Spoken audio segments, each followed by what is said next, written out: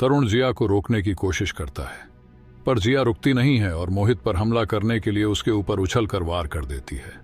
जिया को अपने ऊपर हमला करने के लिए आता देख मोहित अपनी दूसरी सोल स्किल का इस्तेमाल करते हुए चिल्लाता है, दूसरी सोल स्किल फायर फिनिक्स। इतना कहते ही उसकी दूसरी स्किल एक्टिवेट हो जाती है और उसके मुंह से आग निकलना शुरू हो जाती है। जैसे ही जिया उसकी तरफ कूदती है, मोहित उससे पहले ही अपने मुंह से जिया पर आग छोड़ने लगता है। जिया उसे मुंह से निकलती हुई आग से बचती हुई उसकी तरफ बढ़ने लगती है। यह देखकर तरुण अपनी बेल्ट पर हाथ मारता है और अपने दोनों हाथों में 3-3 चाकू मोहित पर हमला करने के लिए ले लेता है।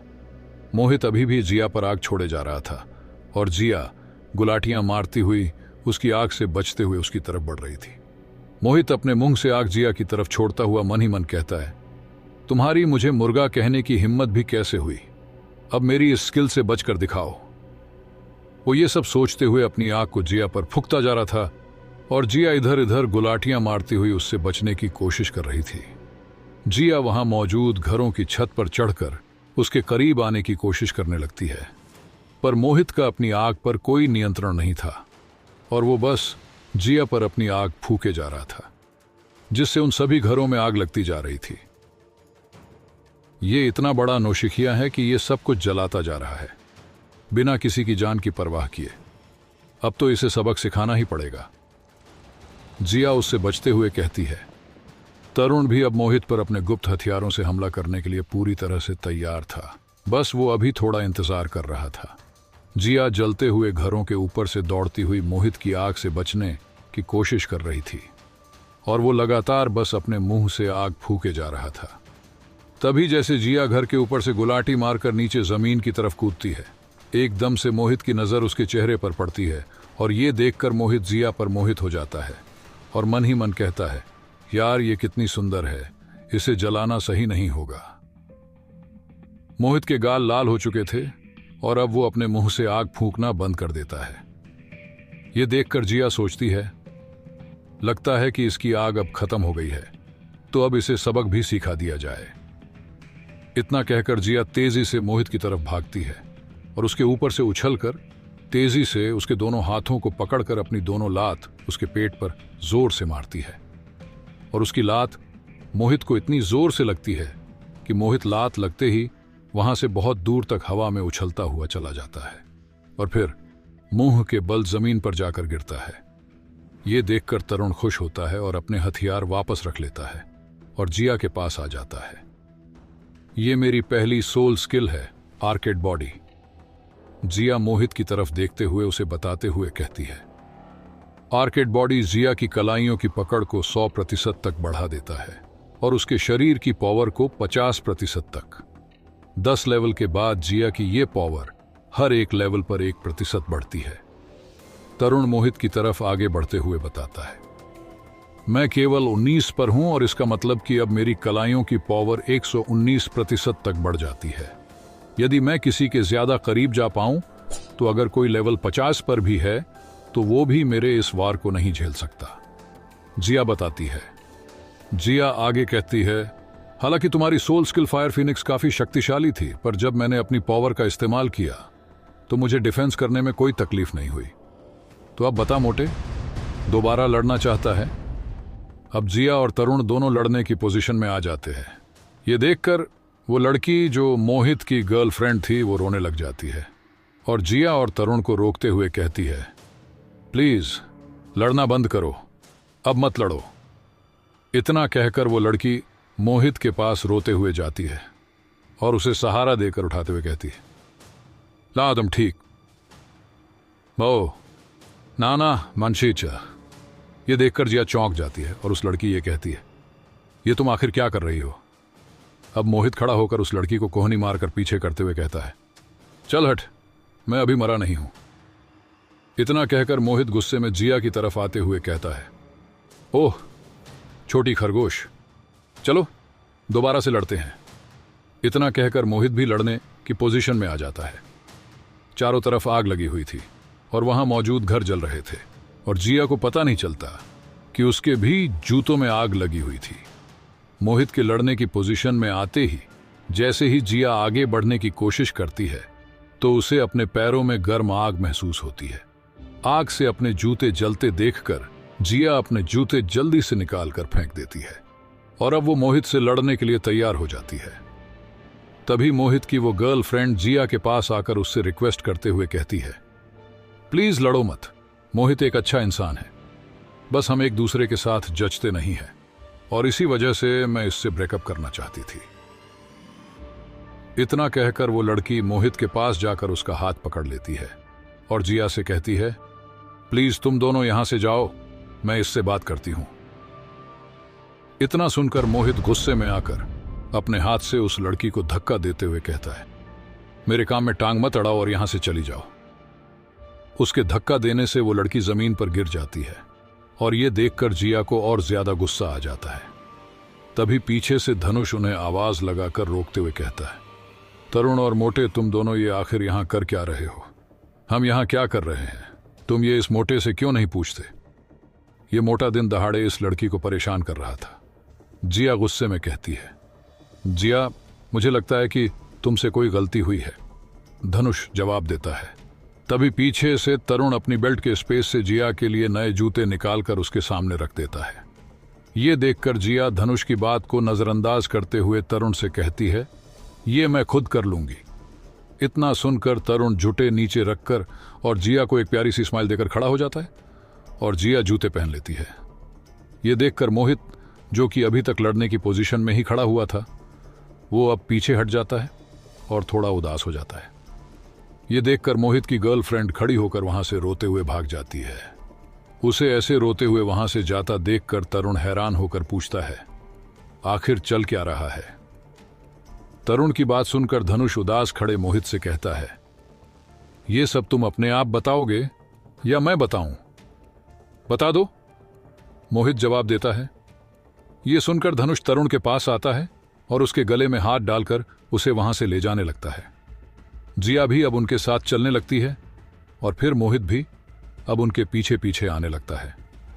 धनुष अब उन्हें नदी के ऊपर बने पुल पर ले जाता है और मोहित भी वही आकर पुल के ऊपर बैठ जाता है।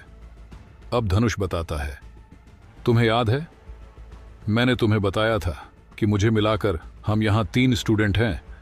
यह सुनकर तरुण आश्चर्य खाते हुए मोहित की तरफ देखकर कहता है, का मार्सो ये सिंसियर बस वो तीसरा यही है। हाँ, सही कहा, मोटू ही वो तीसरा स्टूडेंट है। तुम दोनों के यहां स्कूल में आने से पहले ही ये यहां स्कूल में आया था, तब भी मैं देख नहीं पाया कि क्या हुआ था, पर मैं बस अनुमान लगा सकता हूं। हम मोटू को दोषी नहीं कह सकते, पर हम इसके मुर्गे को दोषी जरूर ठहरा सकते हैं, धनुष मजाक करते हुए कहता है। यह सुनकर मोहित यानी मोटू उस पर भड़कते हुए कहता है, क्या बकवास है, वो कोई मुर्गा नहीं है, मेरी मार्शल सोल है, जो कि एक फीनिक्स है। अगर मेरे पेरेंट्स की मार्शल सोल एक मुर्गा भी होती, तब भी मेरी मार्शल सोल एक फीनिक्स ही रहने वाली थी। क्या तुमने कभी फीनिक्स के बारे में नहीं सुना? फीनिक्स? ठीक है, समझ गया, फीनिक्स, धनुष हंसकर कहता है। धनुष अब तरुण से कहता है, तरुण, मोटू की मार्शल सोल थोड़ी अजीब दिखती है, इसलिए डीन ने बताया कि इसकी मार्शल सोल एक म्यूटेटेड मार्शल सोल है। Mutated martial soul? कौन सी 2 मार्शल सोल म्यूटेटेड है? तरुण पूछता है। मुझे नहीं पता, मुझे तो छोड़ो, खुद मोटू को भी इसके बारे में नहीं पता, धनुष बताता है। धनुष आगे बताता है, इसके गांव के लोगों के पास कोई खास मार्शल सोल नहीं है और किसे पता था कि ये एक म्यूटेटेड मार्शल आत्मा के साथ पैदा होगा और ये एक आग की एबिलिटी वाली मार्शल आत्मा के साथ पैदा हुआ।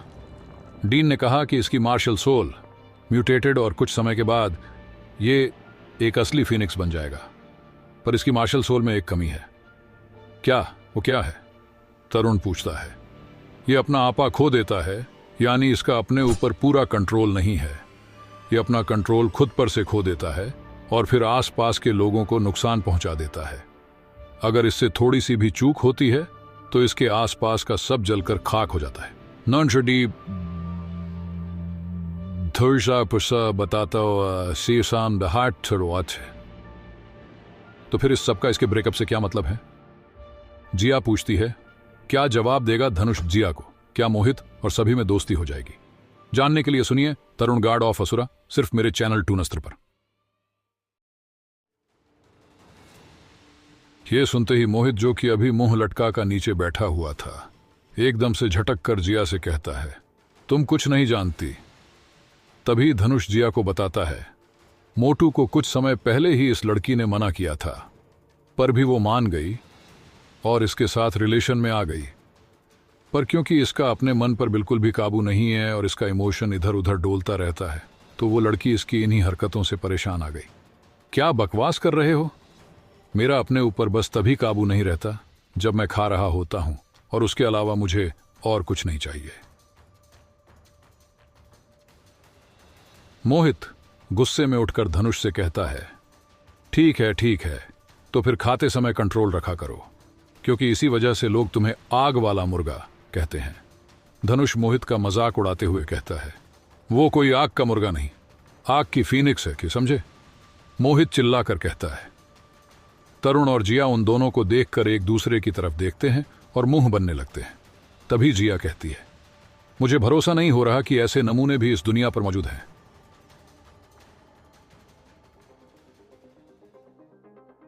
मुम नौर सर सकर फाश बिल्कुल भी पसंद नहीं हो, क्योंकि तुम दोनों मुझे बंदर नजर आते हो। तुमने क्या सोचा कि मुझे नहीं पता कि तुम हर रोज एक नई लड़की को डेट करते हो और उन्हें अलग अलग जगहों पर लेकर जाते हो? मोहित गुस्से में धनुष पर चिल्लाकर कहता है। यह सुनकर धनुष घबरा जाता है और तरुण और जिया की तरफ देखकर मोहित को चुप करते हुए कहता है, मोटू क्या कर रहा है? अपनी इस बकवास को बंद रख। तुझे इन दोनों के सामने ये सब नहीं कहना चाहिए, समझा? क्यों तुम्हें खुद पर गर्व महसूस नहीं होता जो आज शर्म आ रही है? क्या आज कुछ गलत कह दिया क्या मैंने? मोहित धनुष का मजाक उड़ाकर कहता है। इतना सुनते ही धनुष तेजी से जाकर मोहित को पकड़कर वहां से थोड़ा दूर ले जाता है और उसे धमकाते हुए कहता है, अब चुप हो जा। अगर तूने फिर से इस तरह मेरी रेपुटेशन खराब करने की कोशिश की तो मैं तुझे छोड़ूंगा नहीं। मोहित को इस सब में बड़ा मजा आ रहा था और वो बड़े मजे में हंस रहा था। तभी तरुण धनुष से पूछता है, तो हमारी ट्रेनिंग के बारे में तुम्हारा क्या कहना है? इस पर धनुष मोहित को साइड में धक्का दे देता है और मोहित बताता है, अब हम इस बारे में कर भी क्या सकते हैं, वो तो हमें टीचर ही बताएंगे। तभी जिया तरुण के पास आकर कहती है, तरुण मुझे भूख लग रही है। यह सुनकर धनुष इशारा करके अपने पीछे आने के लिए कहता है, चलो मेरे साथ आओ, मैं तुम्हें वहां लेकर चलता हूं। इतना कहकर धनुष वहां से आगे जाने लगता है और मोहित भी उसके साथ जाने लगता है। फिर तरुण और जिया भी उनके साथ चलने लगते हैं। उनका स्कूल क्योंकि किसी गांव की तरह जैसा बना हुआ था, चारों तरफ घर बने हुए थे, इसलिए वो सब उन्हीं घरों के पास से गुजरते हुए आगे चले जा रहे थे। तभी उन्हें सामने जोया और नैना खड़ी मिलती है। उन्हें देखकर मोटू का अपने ऊपर कंट्रोल नहीं रहता है और उसके मुंह से लार टपकाने लगती है। मोहित को ऐसे देखकर धनुष उससे कहता है, अपनी आंख को थोड़ा शांत रख मोटे। क्यों, क्या तुम्हें यह पसंद आ गई है? बॉस धनुष, अगर तुम हमारे बॉस हो तो तुम्हें हमारे लिए भी कुछ छोड़ना पड़ेगा, समझे? मोहित कहता है। यह सुनकर धनुष परेशान होकर वहां से आगे बढ़ जाता है। अब वो जोया और नैना के करीब आ जाते हैं। तभी नैना वहां से जिया की तरफ भागती है। यह देखकर मोहित फिर से वही हरकत करने लगता है। तभी धनुष जोर से एक मुक्का उसके पेट में मारकर उसे सीधा कर देता है। नैना आकर जिया के पास खड़ी हो जाती है और अब सामने बस जोया खड़ी हुई थी। जोया दिखने में काफी ज्यादा सुंदर थी और अब धनुष, तरुण और मोहित तीनों उसी की तरफ देखने लगते हैं। उन्हें अपनी तरफ घूरता देखकर जोया अपना मुंह फेर कर खड़ी हो जाती है। यह देखकर धनुष हल्का सा खांसता है और उसके खांसते ही तरुण और मोहित दोनों उसकी तरफ देखते हैं। अब धनुष उन्हें बताते हुए कहता है, लगता है कि ओस्कर आज फिर देर तक सो रहा है। अब धनुष आगे मोहित को इंट्रोड्यूस करते हुए सबको बताता है, सब इससे मिलिए, ये मोहित है और ये हमारे स्कूल का एक और स्टूडेंट है। तभी जिया नैना के कान में धीरे से बताते हुए कहती है, इसकी मार्शल सोल एक मुर्गा यानी फीनिक्स है। ये सुनकर नैना भी हल्के से मुस्कुराने लगती है। तभी जिया की नजर अपने सामने जाती है और वो सामने देखते हुए बताती है, क्या ये अंकल सॉसेज है? सामने से ओस्कर अपने बालों में हाथ मारते हुए उनकी तरफ आ रहा था। उसके मुंह पर इस समय मूंछ और दाढ़ी का निशान भी नहीं था, क्योंकि वो आज शेव करने के बाद उनके पास आ रहा था। ओस्कर बड़ी मस्त चाल में चलता हुआ उनकी तरफ आ रहा था। तभी जिया जोर से उसे पुकारते हुए कहती है, हे अंकल सॉसेज। ये सुनते ही ओस्कर की चाल एकदम से डगमगा जाती है और अब वो तेजी से भागकर उनके पास आ जाता है। गुड मॉर्निंग एवरीवन, ओस्कर जोर से पास आकर कहता है। जिया उसे देखकर हंसने लग जाती है और इससे ओस्कर परेशानी में आ जाता है। तभी धनुष उससे कहता है, तुम आज फिर से देर तक सोए? इससे पहले कि ओस्कर धनुष की बात का जवाब देता, जिया ओस्कर की तरफ हाथ हिलाते हुए कहती है, गुड मॉर्निंग अंकल सॉसेज। यह सुनकर ओस्कर स्टाइल मारते हुए जिया से कहता है, प्यारी लड़की, please call me sausage Oscar. यह सुनकर जिया जोर जोर से हंसने लग जाती है। तभी तरुण ओस्कर को इशारा करते हुए कहता है, तुम्हारी दाढ़ी, इन खूबसूरत लड़कियों को देखो। अगर मैं आज भी शेव नहीं करता तो इन्हें मेरा ये हैंडसम चेहरा कैसे दिखाई पड़ता? ऑस्कर स्टाइल मारते हुए कहता है।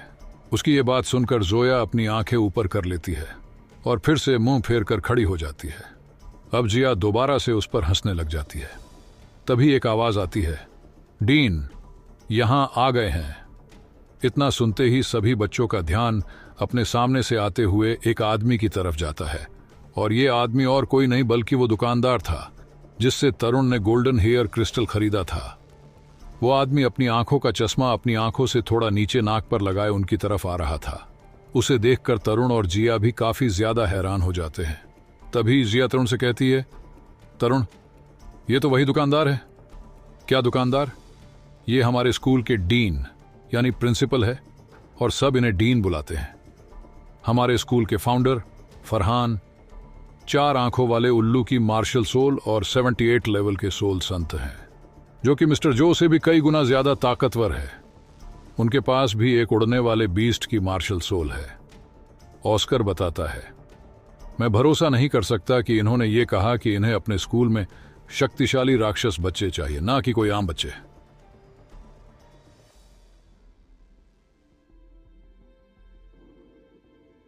तरुण धनुष की तरफ देखते हुए कहता है। तभी जिया हल्के से धीमी आवाज में कहती है, शुक्र है कि ये बस 78 लेवल पर ही है। अब इसके बाद जिया ऑस्कर से पूछती है, अंकल सॉसेज, क्या हमारे स्कूल के पास कोई बड़े लेवल का सोल मास्टर नहीं है? पहले तुम मुझे सिर्फ सॉसेज ऑस्कर बुलाओ, ऑस्कर जिया से कहता है। अब ऑस्कर आगे जिया से पूछता है, क्या तुम्हारा मतलब महान सोल सम्राट से था? इस पर जिया हां में अपनी गर्दन हिला देती है। अब ऑस्कर उसे बताता है, महान सोल सम्राट यहां और कहीं भी इतनी आसानी से नहीं मिल सकते। यहां इस धरती पर 100 से भी कम ऐसे मास्टर हैं जिन्होंने महान सोल सम्राट की उपलब्धि प्राप्त की है, यानी वो उस लेवल तक पहुंच पाए हैं। वो बहुत कम संख्या में है और बड़े बड़े महान राज्यों में है। उनसे मिलना इतना आसान नहीं है। ये सुनकर जिया खुश होते हुए कहती है, बढ़िया, फिर ठीक है। जिया के मुंह से ये सुनकर तरुण सोच में पड़ जाता है और जिया से पूछता है, जिया आखिर बात क्या है? ये सुनकर जिया वो सब याद करने लगती है जब वो दुकान के अंदर डीन पर चिल्लाई थी। वो सब याद दिलाते हुए जिया तरुण से पूछते हुए कहती है, कुछ नहीं, बस मैं ये सोच रही थी कि क्या इसे हम दोनों याद होंगे। इस सब को अभी बस 2 ही दिन तो हुए हैं, तो सीधी सी बात है कि इसे सब याद होगा। अब क्योंकि वो इस स्कूल के डीन हैं, तो मुझे नहीं लगता कि उन्होंने उस सब की चिंता की होगी, तरुण समझाता है। तभी ऑस्कर तरुण के कंधे पर हाथ रखकर उसे पीछे की तरफ ले जाकर कुछ समझाने लगता है और इतने में ही डीन आकर वहां खड़े हो जाते हैं। उन्हें देखकर सभी बच्चे लाइन में आकर खड़े हो जाते हैं। तभी फुसफुसाते हुए ऑस्कर की नजर पीछे पड़ती है और डीन को पीछे खड़ा देखकर वो भी अब दौड़कर लाइन में लग जाता है। ऑस्कर अब घबराते हुए मन ही मन कहता है, ये बुरा हुए, लगता है कि उन्होंने मेरी बात सुन ली। अब मैं पक्का किसी बड़ी मुसीबत में फंसने वाला हूं। ऑस्कर ये सब सोचते हुए घबरा रहा था और मोहित उसके चेहरे के एक्सप्रेशंस देखकर सब समझ जाता है और ऑस्कर पर हंसने लग जाता है। क्या होगा आगे? क्या है तरुण की अगली मंजिल? क्या तरुण का सामना किसी और खतरे से होगा? जानने के लिए सुनिए तरुण गार्ड ऑफ असुरा सिर्फ मेरे चैनल टूनस्त्र पर।